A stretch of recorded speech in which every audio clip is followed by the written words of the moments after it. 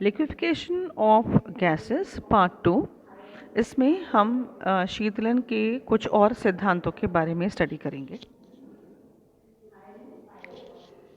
Joule Thomson effect हम देख चुके हैं। Just for a revision, James joule तथा विलियम थॉमसन ने बताया कि यदि किसी गैस को उच्च दाब में निम्न दाब की ओर फैलने दिया जाए तो उसके ताप में कमी आती है और शीतलन यानी कूलिंग होती है उसके अंदर, और इसे जूल थॉमसन के नाम से ही जूल थॉमसन प्रभाव कहते हैं। और हम अगर ये तो पहला वाला हमारा थ्योरी हो गई कूलिंग की, और जो अगर हम देखें कुछ कंडीशन होती है जूल थॉमसन इफेक्ट की, let us see for that condition.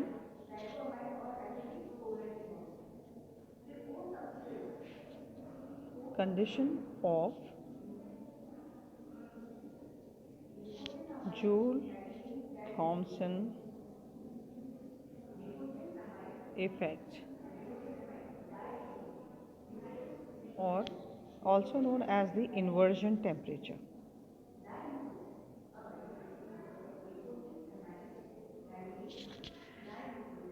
प्रयोगों से ये ज्ञात हुआ कि जूल थॉमसन प्रसार में गैसों का शीतलन केवल उस स्थिति में होता है यदि उनका ताप किसी निश्चित मान से कम हो, और ताप के इस निश्चित मान को इन्वर्जन टेम्परेचर या व्युत्क्रमण ताप कहते हैं तथा इसे TI से प्रदर्शित किया जाता है, या हम इसको डिनोट करते हैं।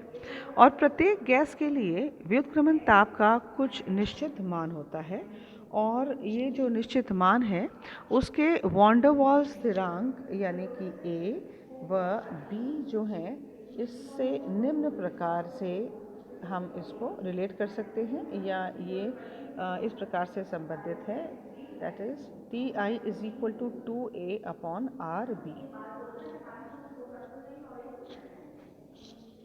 तो व्युत्क्रमण ताप पर जूल थॉमसन प्रभाव नहीं होता। अतः यदि रुद्धोष्म रूप से यानी एडियाबैटिकली किसी छिद्र युक्त ढक्कन या पोरस प्लग में से किसी गैस को व्युत्क्रमण ताप TI पर बहुत कम दाब की ओर प्रसारित होने दिया जाए, जो कि हमने पिछले एक डायग्राम में देखा था, तो उसके ताप में कोई परिवर्तन नहीं आता, ना कोई वृद्धि होती है और ना ही कोई कमी। लेकिन यदि व्युत्क्रमण ताप के ऊपर गैस को प्रसारित होने दिया जाए तो ताप में वृद्धि हो जाती है, और यदि व्युत्क्रमण ताप से कम ताप पर गैस को प्रसारित होने दिया जाए तो उसमें ही शीतलन होता है। So this is very important term, that is inversion temperature। तो अधिकांश गैसों के व्युत्क्रमण ताप का मान सामान्य परिसर यानी एक रेंज के भीतर ही होता है, अतः वे जूल थॉमसन प्रभाव या प्रसार से शीतलन हो जाती हैं। लेकिन हाइड्रोजन व हीलियम के व्युत्क्रमण ताप बहुत कम हैं, जैसे हाइड्रोजन का है -80 डिग्री सेल्सियस, हीलियम का है -240 डिग्री सेल्सियस। अतः इन दोनों गैसों को क्रमशः इन तापों यानी -80 डिग्री सेल्सियस व -240 डिग्री सेल्सियस के व्युत्क्रमण ताप के नीचे तक ठंडा करने के बाद इन्हें जूल थॉमसन प्रभाव के अंतर्गत प्रसारित होने दिया जाए तो इनमें शीतलन संपन्न किया जा सकता है। This is very important to note in the Joule Thomson effect, यानी ये एक कंडीशन कंपलसरी है। अब हम आते हैं दूसरे मेथड पर या दूसरी थ्योरी पर, शीतलन के सिद्धांत पे। तो दूसरा जो सिद्धांत है वो है इवेपोरेशन, और जिसको हम हिंदी में बोलते हैं वाष्पीकरण। तो द्रवों के वाष्पीकरण से भी हम कह सकते हैं कि शीतलन होता है, क्योंकि द्रव के जो अणु वाष्पीकृत होते हैं वे अपनी गतिज ऊर्जा बढ़ाने के लिए द्रव से ही ऊष्मा का अवशोषण करते हैं, जिससे द्रव का या उस सतह का ताप घट जाता है।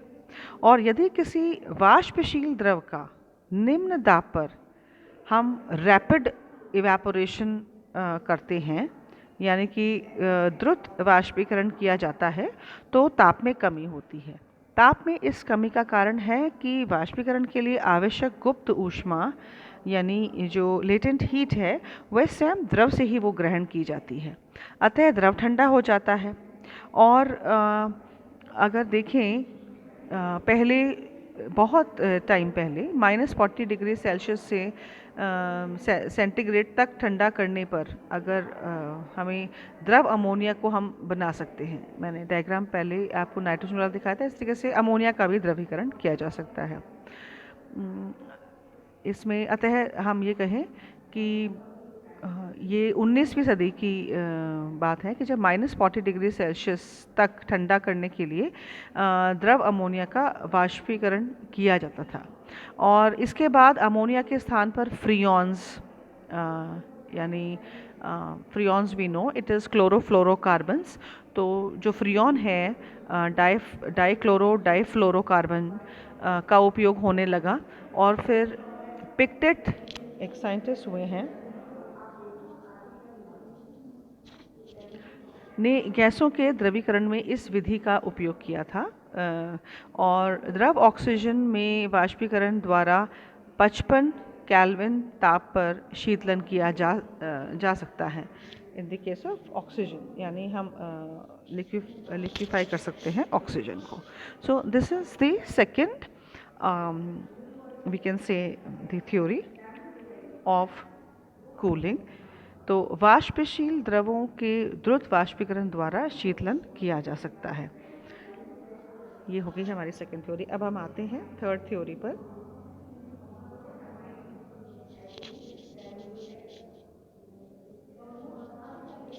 Third theory is adiabatic expansion.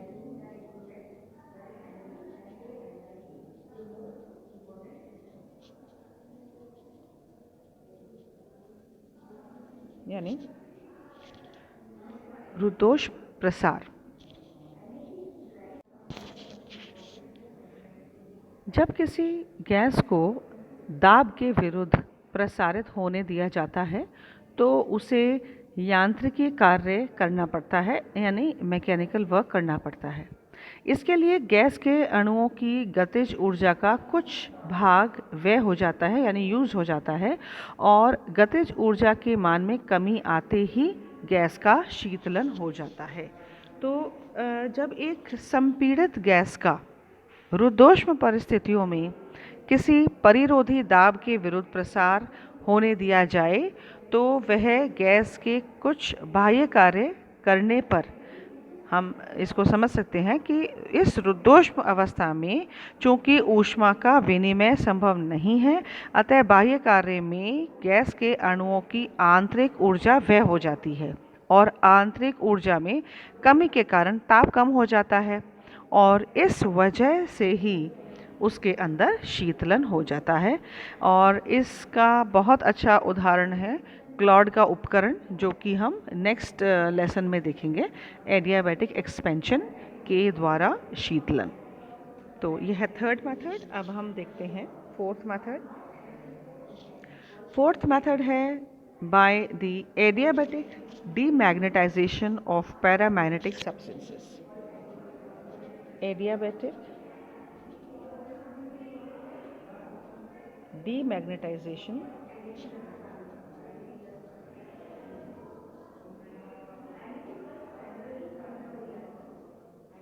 of paramagnetic substances.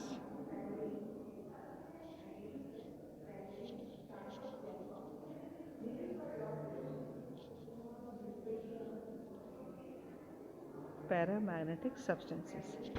That means अनुचुंबकीय पदार्थों के रुद्धोष्म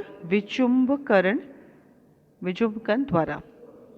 तो इसमें जो उदाहरण है वो है क्षारीय मृदा धातु के लवण। जो क्षारीय मृदा धातु के लवण हैं, जैसे चुंबकीय पदार्थों के चुंबकीय गुणों की सहायता से भी परम शून्य तक शीतलन उत्पन्न किया जा सकता है, जिस पर गैसों का द्रवण हो सके। तो ये जो मेथड है इसमें शीतलन करने के लिए इस तकनीक का जिन्होंने यूज़ किया था वो जियोक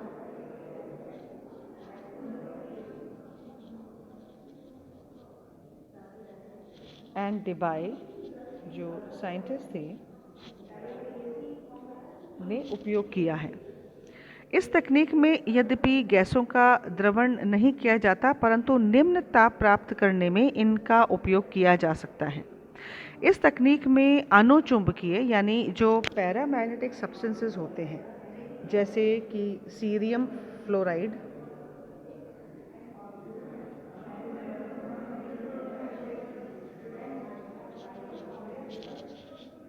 गैडोलिनियम सल्फेट एंड इसके अलावा जो अभी मैंने बताया कि अन्य दुर्लभ जो मृदा धातु लवण होते हैं आदि को पहले द्रव हीलियम द्वारा प्रबल चुंबकीय क्षेत्र की उपस्थिति में ठंडा किया जाता है। इस प्रकार ठंडे किए गए लवण को रुद्धोष्म अवस्था में यानी एडियाबैटिक कंडीशन में रखते हैं और चुंबकीय क्षेत्र हटा लेते हैं। अब इस लवण का डीमैग्नेटाइजेशन किया जाता है तथा लवण की एंट्रोपी बढ़ने लगती है। द एंट्रोपी इट इंक्रीजेस और इस अव्यवस्था के लिए आवश्यक ऊर्जा लवण के जालक से प्राप्त होती है। परिणाम स्वरूप ताप कम होने लगता है और इसी ये जो तकनीक है इसमें एक साइंटिस्ट हैं नार्डन, इन्होंने इस तकनीक द्वारा 0.001 केल्विन ताप पर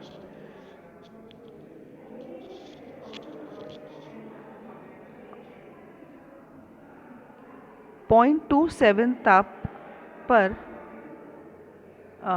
इसमें हैस प्राप्त किया था। यदि नाभिकीय चक्रण का विचुंबकन किया जाए तो 10⁻⁻6 केल्विन की कोटि का ताप भी प्राप्त किया जा सकता है। तो दिस इज़ सिंपल मेथड जिसमें एडियाबैटिक डीमैग्नेटाइजेशन किया जाता है। तो this is just at the temperature, बहुत ज़्यादा लोअर टेम्परेचर पे इसको नहीं यूज़ किया जा सकता है। तो जस्ट थोड़ा ठंडा करने के लिए या कम टेम्परेचर लाने के लिए या कूलिंग लाने के लिए एडियाबैटिक डीमैग्नेटाइजेशन यूज़फुल है। अब हम देखेंगे कुछ मेथड्स जिसके द्वारा हम लिक्विफैक्शन कर सकते हैं, किसी भी गैस को द्रव में परिवर्तित कर सकते हैं।